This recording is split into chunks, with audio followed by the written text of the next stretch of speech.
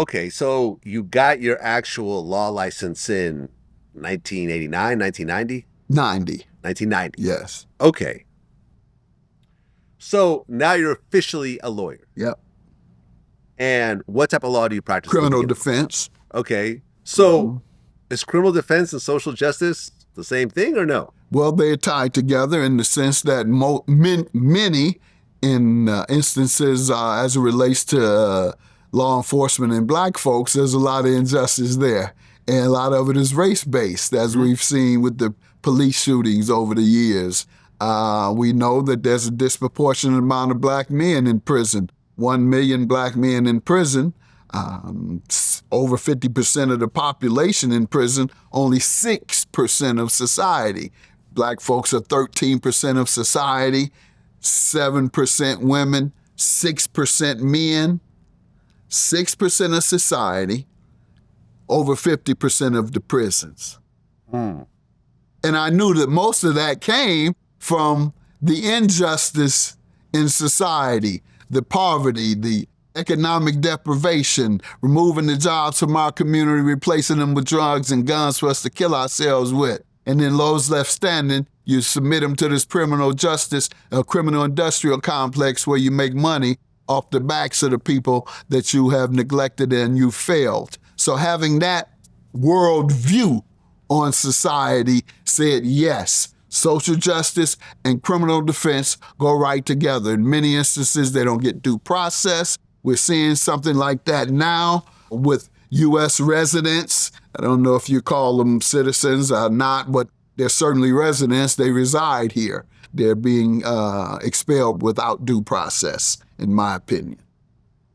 Okay, so now you're taking on criminal cases. And I'm assuming as a young lawyer, you're not getting like big kingpins that have, spending $500,000 on their defense. You're helping out people that probably don't have a lot of money.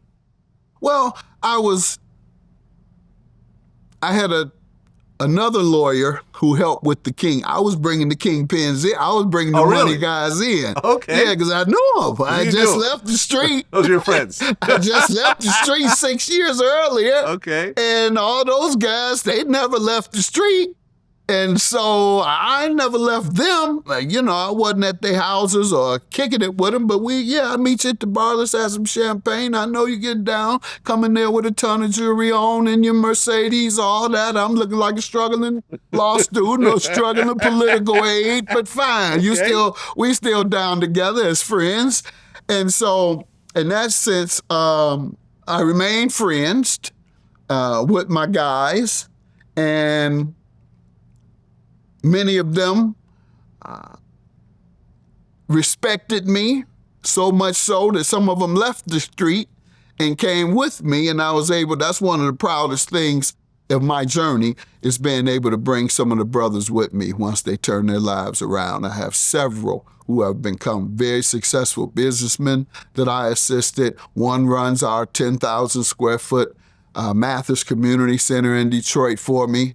All of these guys come from prison. They come from home, and I meet them at the gates. I meet them right there, and I have them volunteer first at the community center just to see if they're ready for the real deal. If not, we prepare them, give them pre-employment training, etc., and try and help them and give them business opportunities as well. So that's what I've done throughout my journey, is to continue to bring those with me whom I left behind. Well, in a lot of these drug cases, though, there's so much overwhelming evidence that, even though they're your friends, you're going to fight the best you can. I'm sure some of them were going to prison during that time, right? Absolutely. Oh, yeah. Mm-hmm. So what was it like representing somebody that you actually know, and then next thing you know, they're getting 20, 30 years? It's part of the culture. It wasn't anything that you never lift your eyebrow. People were getting 10, 20, 30 years, and it was like a day, overnight, because of the 360 law. 360 grams, 680 rather, a kilo will get you life. A kilo will get you life. Yes. Yeah. That was the Rockefeller law in the state of New York. Russell Simmons shout out. He worked against that to eliminate that. We had it in Michigan as well. And shout out Jeff Edison and others helped eliminate it there.